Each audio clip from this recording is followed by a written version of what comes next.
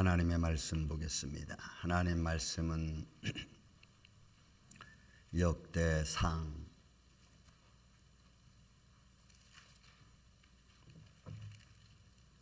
13장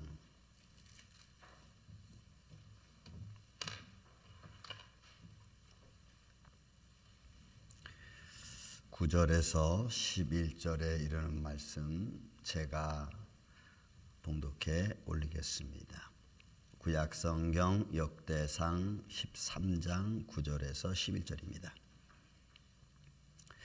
기돈의 타작마당에 이르러서는 소들이 뛰므로 우사가 손을 펴서 쾌를 붙들었더니 우사가 손을 펴서 쾌를 붙듦으로 말미암아 여호와께서 진노하사 치심에 그가 거기 하나님 앞에서 죽으니라. 여호와께서 우사의 몸을 찢으셨으므로 다윗이 노하여 그곳을 베레스 우사라 부르니 그 이름이 오늘까지 이르니라. 아멘. 기도합니다. 예수님 감사합니다. 오늘도 이렇게 생명의 말씀을 주심을 감사합니다. 이 말씀을 통하여 우리가 어떻게 하나님을 섬기며 또한 우리 자손들 어떻게 가르치며 또 믿음의 길 어떻게 갈 것인가를 깨달을 수 있는 축복의 시간이 되게 하여 주시옵소서. 그래서 이 말씀 중에 성령님이 역사하여 주셔서 말씀을 전하는 종이나 또 말씀 놓은 성도들이 예수 그리스도 안에서 성령으로 하나 되게 하여 주옵시며 또 말씀 중에 성령님이 역사하여 주셔서 우리의 하나님을 섬기름에 있어 육적인 문제와 영적인 문제들이 예수의 이름으로 해결되어져 가고 우리의 삶의 근심과 걱정이 주님 안에서 해방받는 축복의 시간 되게 하여 주옵소서. 주님만이 홀로 영광 받으시옵기를 원하옵고 사랑이 많으신 예수님의 이름으로 기도하옵나이다. 아멘. 할렐루야. 오늘은 여러분 많은 내용 중에서 아주 짤막한 내용 하나 오늘 본문에 있는 말씀을 가지고 이 시간 좀 은혜를 나누고자 합니다.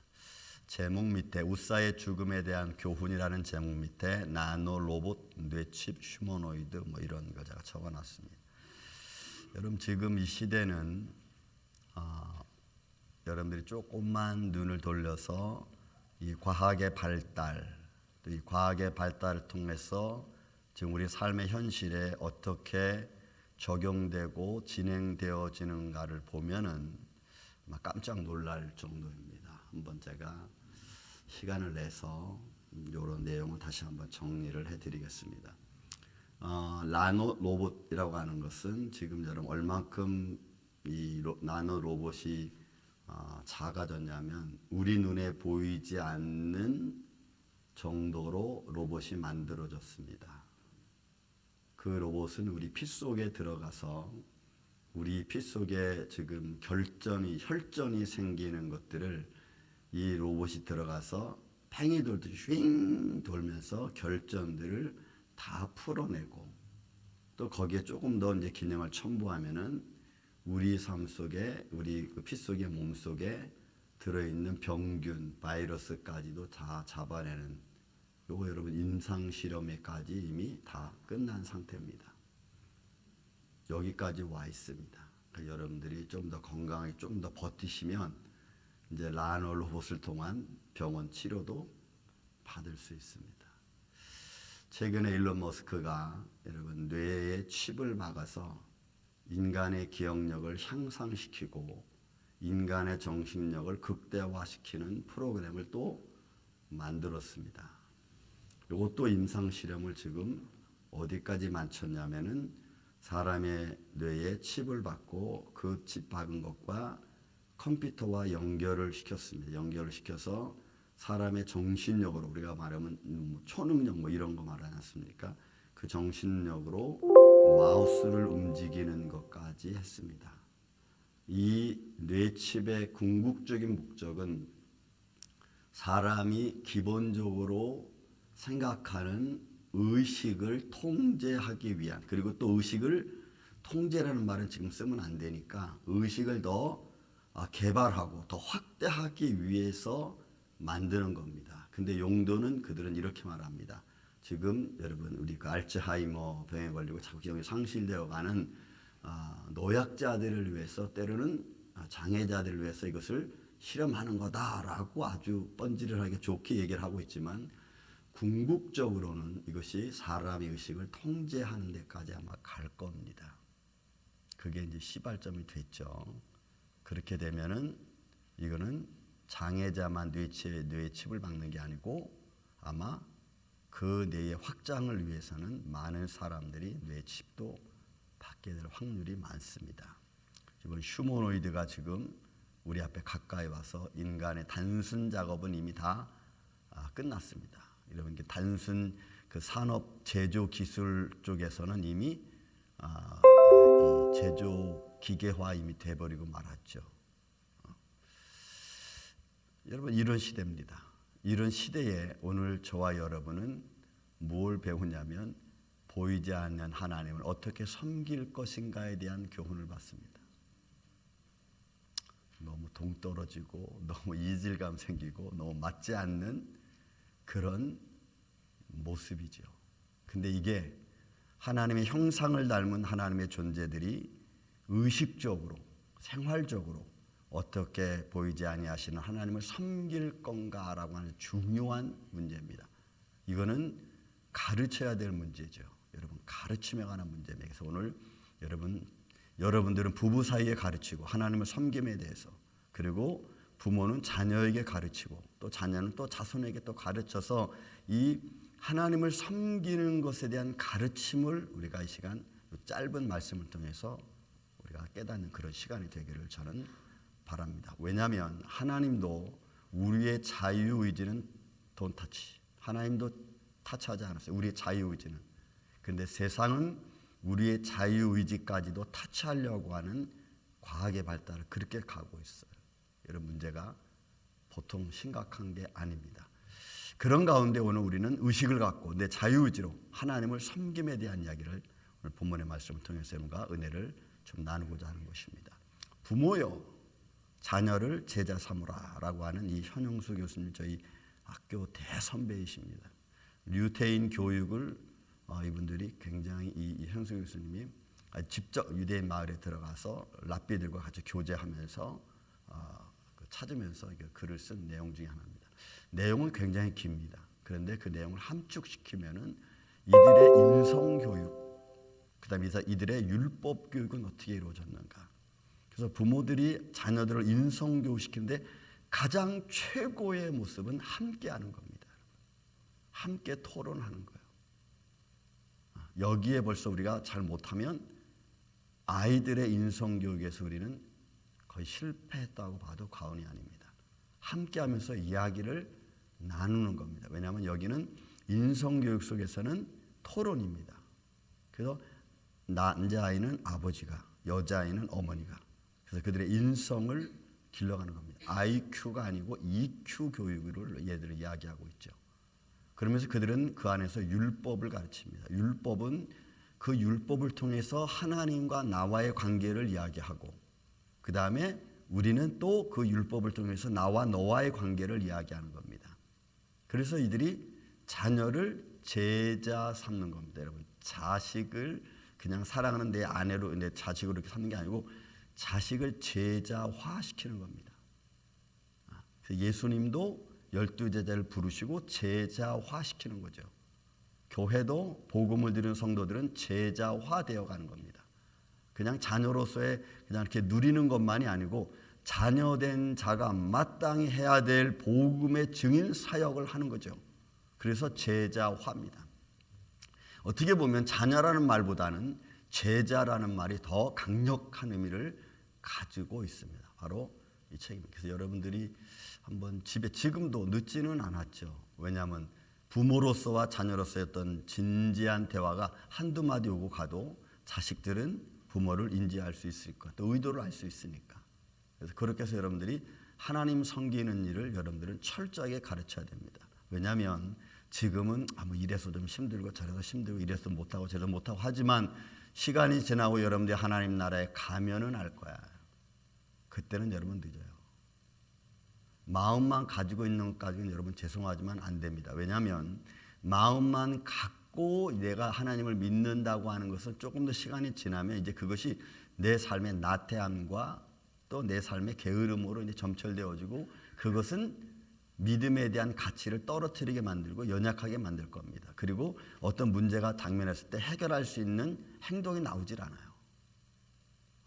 그래서 우리는 그렇게 하기 위해서는 여러분 끊임없이 여러분들의 생명 다할 때까지 자식을 위해서 기도하고 그들에게 권면하는 것을 쉬지 말아야 됩니다. 이래서 권면 못하고 저래서 권면 못하고 그럼 언제 권면합니까? 여러분들은 반드시 여러분들만 하나님 나라 가는 게 아니고 나에게 맡겨진 여러분 자식은 하나님의 기업이니까 반드시 하나님의 자녀로 만들어가는 저는 여러분들의 가정 되기를 바라겠습니다.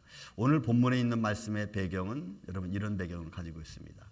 다윗이 헤브론에 가서 헤브론을 그 당시까지 잡고 있던 여부스 족속을 다 멸해놓고 다 멸하고 그 여부스고들이 점령했던 예루살렘 성 쪽을 다 점령을 합니다.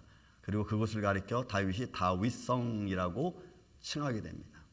그 다윗성을 딱 칭하고 나서 그 점령하고 나서 만들고 나서 다윗이 야 나도 이제 성을 이렇게 가졌고 좋은 방에서 커튼을 쳐서 자고 있는데 하나님의 법궤는 아직도 저 기럇 여아림이라고 하는 아비나답 집에 있거든요. 그러니까 하나님의 법궤를 옮기자 이런 마음을 갖고 사울 왕이 죽으면서 잃어버렸던 아비나답에 맡겨졌던 하나님의 법궤를 이제 옮기기로 작정합니다. 이거 사무엘하 6장에 기록이 되고 역대상 오늘 본문의 말씀에 기록이 됩니다.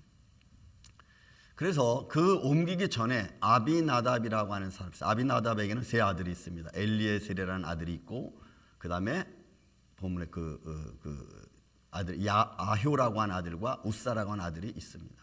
그 아들을 통해서 20년 동안 아비나답 집에서 하나님의 법궤가 머물러 있고 그 법궤를 지키게 됩니다. 그래서 아효는 법궤 앞에 오늘 본문에 사무엘하 6장에 보면은 다윗이 이 법궤를 아비나답 집에서 나올 때 그 앞에는 아효가 인도하고 그리고 그것이 술에 실어져서 갈 때 뒤에는 우사가 그것을 하나님의 법궤 움직이는 것을 지키게 됩니다. 어디를 지나가냐면 나곤의 타작마당이라고 사무엘하는 기록합니다. 이 나곤의 타작마당이라고 하는 것은 나곤이라는 말이 예비된 곳, 준비된 곳, 고정된 곳을 말합니다. 사무엘하는 6장은 나곤의 타작마당으로 기록을 하고 오늘 본문에 있는 말씀은 기돈의 타작마당으로 기록합니다. 똑같은 장소를 왜 한쪽은 나곤이라고 했고 또 오늘 본문은 왜 기돈이라고 했을까? 여기는 아주 중요한 의미가 있어요. 나곤은 예비되고 준비되고 이미 정해진 곳입니다. 그러니까 하나님의 영광과 하나님의 진노가 함께 나타나는 곳입니다. 기돈이라는 말은 여러분 이게 분열시키는 겁니다. 파괴시키는 겁니다. 재앙의 의미가 있어요. 그래서 사무엘 오늘 본문에 있는 말씀 사무엘 하에 나와 있는 말씀은 나곤 준비된 곳 하나님의 영광이 준비된 곳 하나님의 영광이 나타날 곳으로 이미 예비된 곳이라고 만약에 초점을 맞춘다면 오늘 본문에 있는 말씀 역대상 본문의 13장은 하나님의 재앙이 임하는 곳입니다. 하나님의 영광을 통해서 재앙이 임하는 거예요. 하나님의 영광 때문에 하나님의 거룩함 때문에 그것에 미치지 못하면 재앙이 임한다는 것을 동시에 표현해 주는 거예요.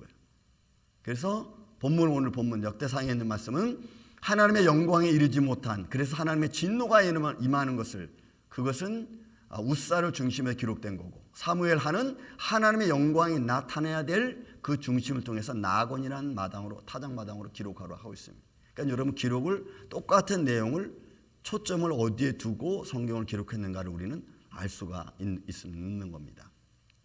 자, 마당에 나올 때 소들이 뛰어놉니다. 샤마트, 뛰논다, 뛴다는 얘기입니다.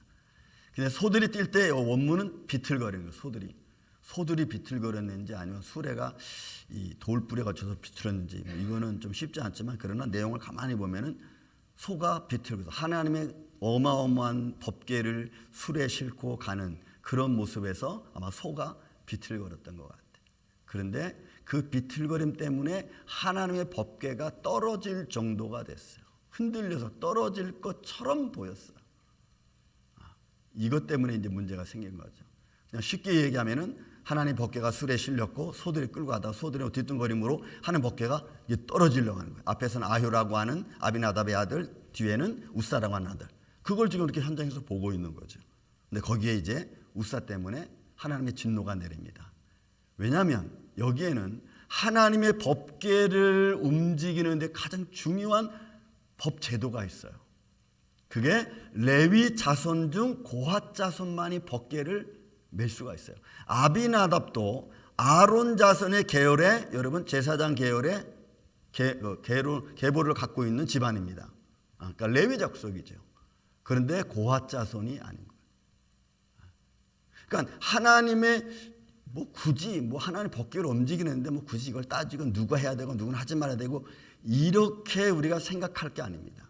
하나님의 거룩함 앞에는, 하나님의 의 앞에는 누군하고 누군 하지 말아 인간적인 생각으로가 아니고 하나님이 하라는 사람에게만, 하나님이 시키는 일만 사실 해야 되는 거예요. 그건 하나님의 의와 하나님의 정직과 하나님의 모든 속성이 담겨져 있는 요소이기 때문에 그래요. 그래서 레위 자손 중에서 고핫 자손만이 하나님의 법궤를 움직일 수 있는 유일한 족속 중에 하나입니다. 다른 족속은 만질 수도 없어요. 그리고 반드시 그는 고핫 자손이 매야 되는 거예요. 그런데 이렇게 하나님의 사람 고핫 자손들이 해야 될 일을 지금 짐승이 수레에, 그것도 하나님의 영원한 법궤를 싣고 가는 거예요. 이건 하나님이 원하는 게 아니거든. 잠시 후에 또 나오겠지만 이건 하나님의 규례와 법대에 맞지 않는 거예요. 하나님의 거룩함 맞지 않는 거예요. 또 이 법궤는 고핫 자손을 통해서 하나님의 법궤 움직이질 때는 사람을 통한 영광을 하나님께 드리는 거예요. 그러니까 하나님은 자기 형상과 모양을 닮은 존재들을 통해 영광 받으시기를 원하십니다. 가축들을 통해 영광 받으시는 게 아니고 자기 형상과 모양을 닮은, 그래서 자기가 지정해 준 그 모습대로 진행되어질 때 하나님의 영광이 나타나는 거거든. 근데 하나님의 영광을, 사람을 통해 사람의 영광을 드려야 되는데 이게 가축을 통해서 운반되어지니까 이것도 하나님이 원치 않는 거예요. 그래서 하나님의 진노가 여러분 임하게 되는 겁니다. 근데 여기 중요한 일이 있습니다. 왜 이렇게 됐느냐면, 왜 이런 상황이 됐냐면, 이게 아론의 계보에 또 레위 지파의 자손임에도 불구하고 법궤를 섬기고 움직이는 법칙을 여러분 몰랐어요. 여러분 이거 가르치지 않은 거예요. 왜 그러냐면 아론과 그의 아들들이 이 법궤가 움직일 때는 먼저 아론과 아들들이 가서 법궤를 이렇게 보자기에 쌉니다. 거기 천으로 이렇게 법궤를 덮습니다. 그때는 아무도 그걸 볼 수도 없고 만질 수도 없어요. 그 법궤 싸는데 좀 누가 좀 보면 안 되나? 좀 터치한다고 무슨 덧나나? 아니요, 덧나는 거예요. 그건 하나님의 거룩함의 죄인된 모습이, 하나님이 인정한 사람 외에는 볼 수도 없고 만질 수도 없어. 그건 하나님의 거룩함과 직결되는 문제거든요. 그러니까 죄인이 감히 하나님 앞에 여러분 갈 수 없잖아요. 구약에서는 예수님이 십자가 달려 돌아가기 전까지는 못 가는 거예요. 그래서 아론의 자손인 아비나답, 이걸 참 잘 배우고 그리고 그 배운 법대로 하나님의 법궤를 잘 섬겨야 되는 거예요. 근데 20년 동안 아비나답이 집에 하나님의 법궤가 있었음에도 불구하고 그의 아들 엘리야사를 통해서 그걸 지키게끔 했음에도 불구하고 이걸 어떻게 섬기고 움직여야 되는지에 대해서는 전혀 몰랐어요. 왜? 가르쳐 주지도 않았어요. 그러니까 여러분, 우리가 신앙생활할 때 우리가 3대가 함께 예배하는 교회라고 쓴 이유가 있어요. 이거는 부모님, 할아버지, 할머니의 그 깊은 신앙이, 여러분 디모데 전서 1장에 있는 말씀처럼 신앙이 자손, 아버지와 어머니에게, 그리고 어머니와 아버지의 신앙생활이 그 다음에 그 자손에게, 저는 그런 믿음의 계보를 갖기 위한 우리 교회가 되자라고. 그리고 3대가 함께 여러분, 여기서는 대예배는 부모님들이, 할머니, 할아버지, 엄마, 아빠가, 그 주일학교에서는 어린아이들이, 손자, 손녀들이 예배드리는 그런 교회가 가장 신앙을 닮아가는 아름다운 교회가 되지 않을까. 저는 이런 생각을 하거든요. 그래서 제가 이거 적은 거예요. 오늘날 보세요, 여러분. 이게 안 되잖아요. 1세대, 1.5세대, 2세대 완전히 예배가 다르잖아.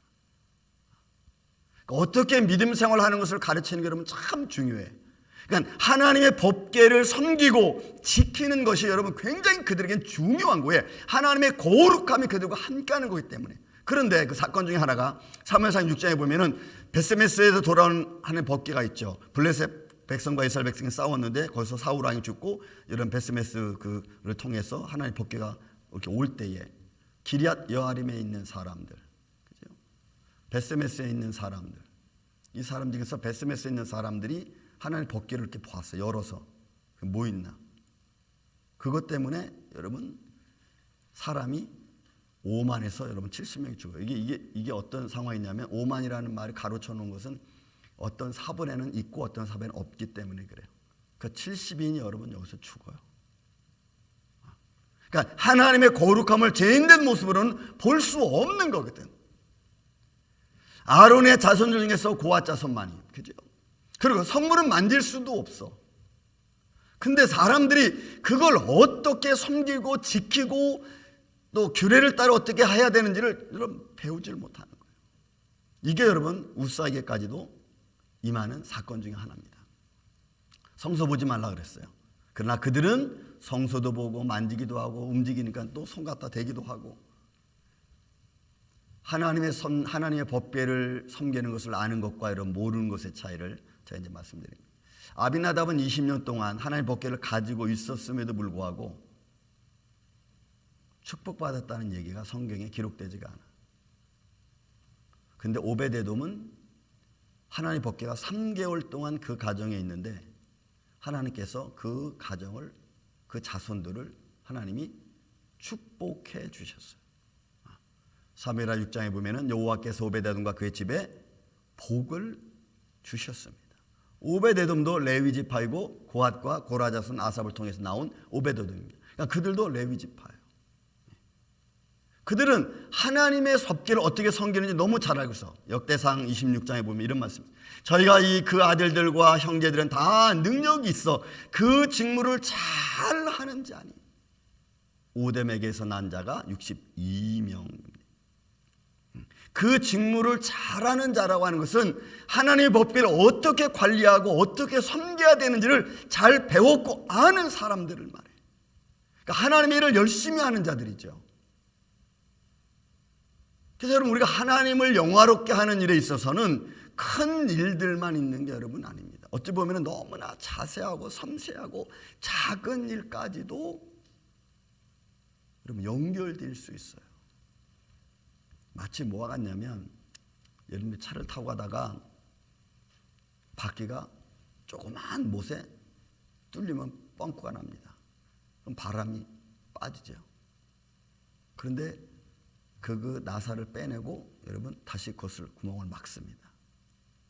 하다못해 그 작은 나사 하나 때문에 차가 못 움직이게 되는 것처럼 하나님의 일은 그 작은 것 하나까지도 여러분 너무너무 중요한 거예요. 하나님의 일은. 그러니까 죄인들이 함부로 하나님께 가까이 갈 수 없어요. 여러분 성막 시대 때는 어떻게 했어요? 레위 백성들의 성막주의를 다 막았습니다. 왜냐면 외부 다른 족속들이 와서 가까이 성전에 가까이 오는 것을 하나님은 금하셨고 그냥 가까이 오면 그냥 죽는 거예요. 하나님의 거룩함과 연결되어진 거죠. 그러니까 규례를 잘 숙지하고 잘 배운 사람들은 어떻게 하나님을 섬기고 찬양하고 예배하는지를 여러분 아는 거지. 그러니까 여러분들이 예배드리러 올 때 어떤 마음을 가지고 오느냐. 육신의 모양이 아니고 내 마음의 준비 자세. 그래서 신령과 진정으로 예배하는 거예요. 여러분 이게 아무것도 아닌 것 같은데 너무너무 중요합니다. 초대에 말씀한 것과 연결시켜서 여러분 뇌 칩 받는다 그랬죠? 그 칩이 나중에는 그렇게 갈 거예요. 사람의 의식까지 통제할 수 있는, 왜냐하면 사람이 의식을 하고 생각을 할 때는 뇌파가 전류가 흐르거든. 아주 약한 전류가 흐른다고. 그런 걸 잡아서 이 사람이 지금 무슨 생각을 하고 있구나까지 알아갈 정도가 되면은 여러분들 그때는 기계가 만약에 우정에는 무슨 생각을 하고 있어 라고도 알 수 있는 거예요. 이러면 엄청나게 무서워지는 것이 될 수 있겠죠. 그러니까 믿음을 가진 사람, 믿음에 잘 숙지한 사람들이 믿음의 과정을 살아가면서 이미 배운 자들은 그 배움의 모습을 가지고 우리가 믿음으로 나아갑니다. 근데 그걸 모르면 그냥 내 감정대로, 그냥 내가 수고한 대로 그냥 그렇게 가는 거예요. 그리고 내가 왜 했는데 이게 뭐가 잘못됐어? 라고 우리는 반문할 수 있는 겁니다. 호세아서 6장 4절에 말합니다. 하나님의 백성이 지식이 없으므로 망한다 그랬습니다. 이 지식은 말씀을 말해요. 그리고 그 말씀을 버렸죠. 여러분, 내가 내 지식을 버렸으니 나도 너를 버리겠다. 여러분, 이 버린다는 게 뭡니까? 하나님 말씀을 외우지 않고 또 하나님 말씀을 또 마음에 새기지 않는다는 의미보다도 이제 하나님 말씀이 내가 버렸다는 것은 내 삶 속에 하나님 말씀이 없는 거예요. 내 생활 속에. 저와 여러분 생활 속에 하나님 말씀의 의미를 믿음으로 지킨다는 것이 없는 거예요. 그러니까 나도 너를 버리겠다. 그리고 제사장 되지 못하게 하겠다. 이거거든. 그런 여러분, 우리 삶 속에 하나님을 믿는다고 하는 모습을 보이는 게 얼마나 중요한가. 그거는 사람은 잘 모를 수 있어요. 근데 하나님은 아시잖아. 내가 어떤 마음을 가지고 이런 일을 하는지, 내가 어떤 마음을 가지고 이런 행동을 하는지. 여러분, 나는 잘 몰라. 또 다른 사람도 몰라. 그러나 하나님은 아신다는 거예요. 그래서 호세아 때 그런 말씀하시는 거예요. 백성이 지식이 없어, 말씀이 없어. 여러분, 말씀이 없습니까? 왜 선자들이 있었는데? 그러니까 생활 속에, 너희 생활 속에 하나님이 없는 겁니다. 너의 생활 속에 하나님을 의지하는 마음이 없는 거예요.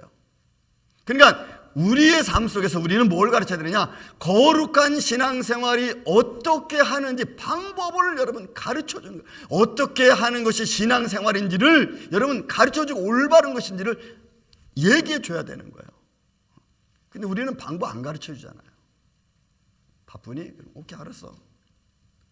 뭐가 삶의 중심줄이 모르잖아요. 안 가르쳐 주잖아요. 우리 삶이 여러분 그렇잖아요.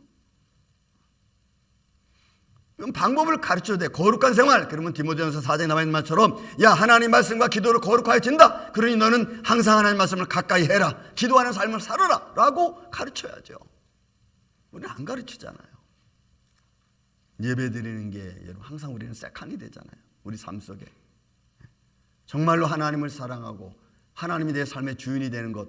우리는 가르쳐야 되는데 내가 못하니까 못 가르치는 거예요. 말을 못하는 거지.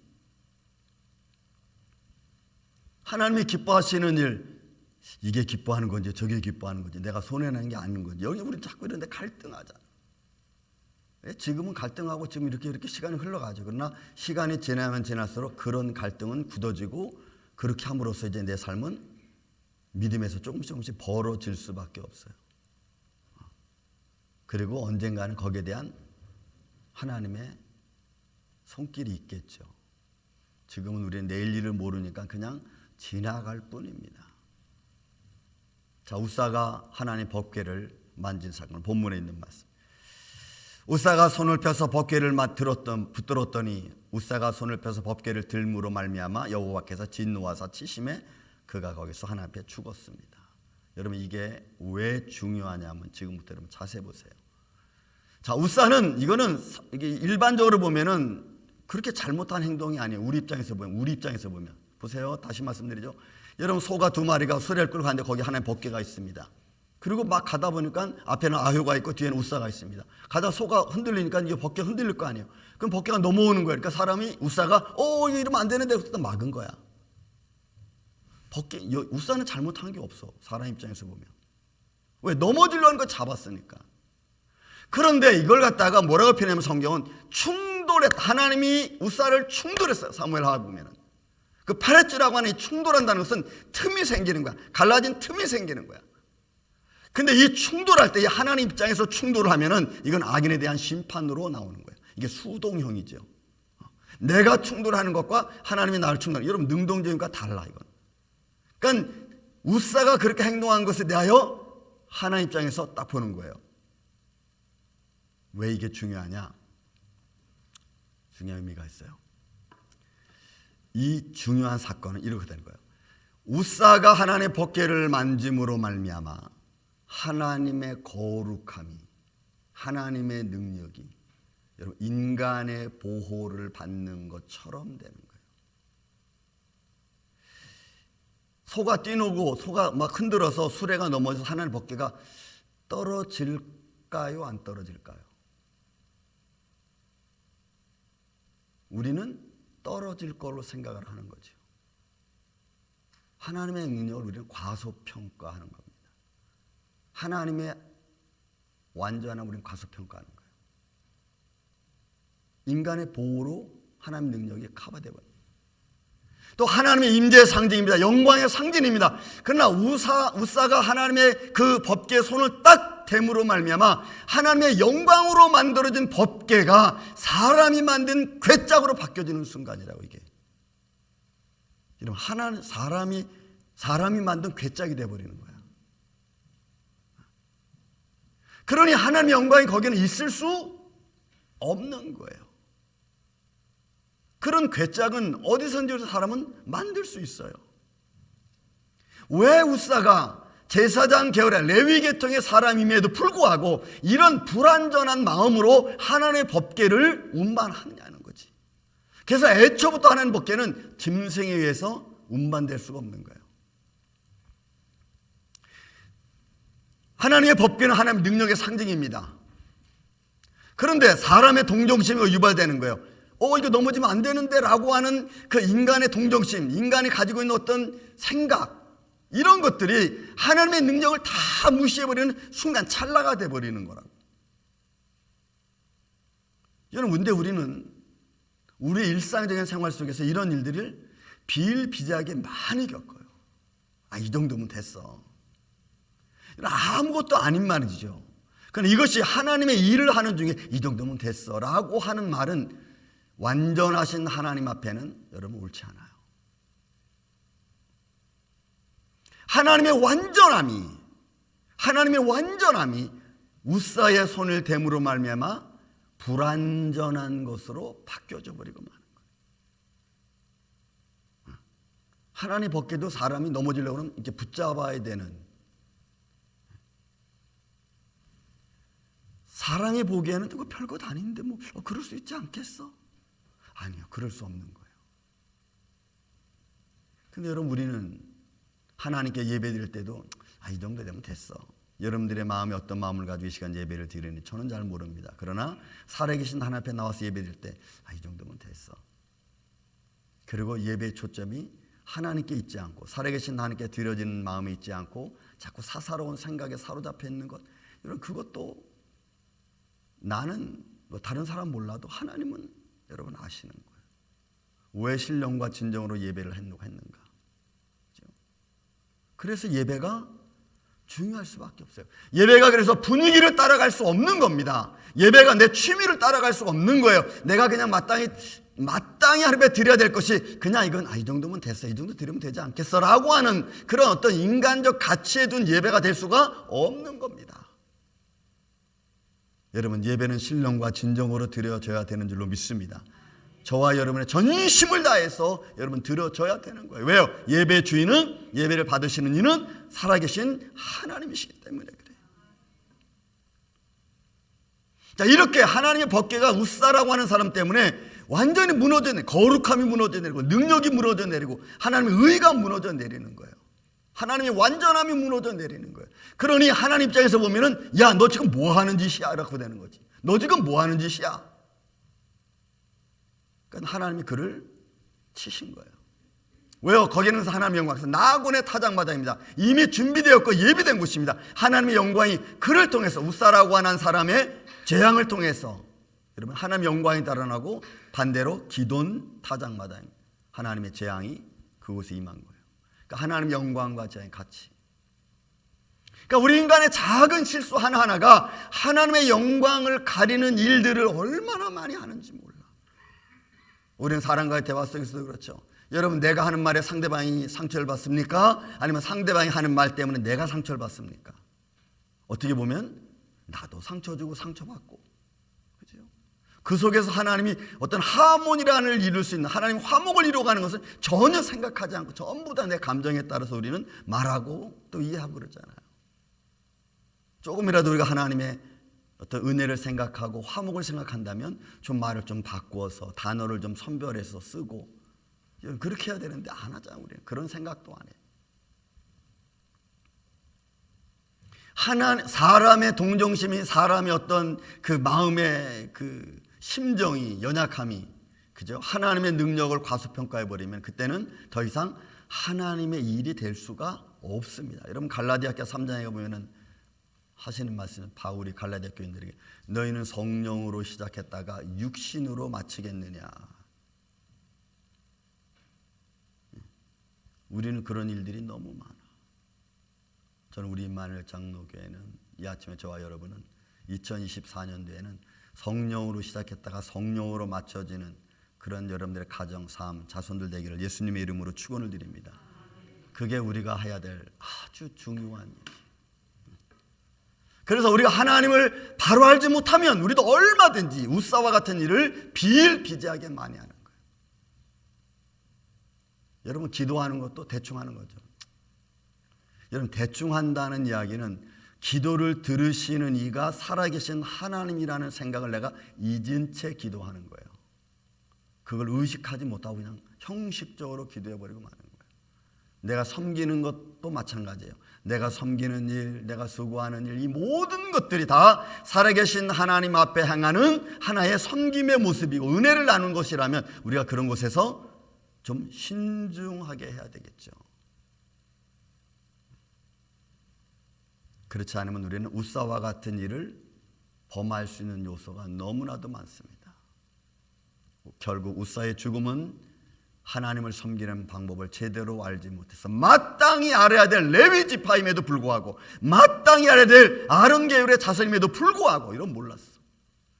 여러분 장로님의 아들, 또 집사님의 권사님의 아들, 자손들 목회자의 아들, 여러분 우리 삶 속에 너무나 많잖아요. 오래전 이미 1980년 90년대 오면서 이런 PK라고 하는 말이 나왔어. 상담학 중에서 PK.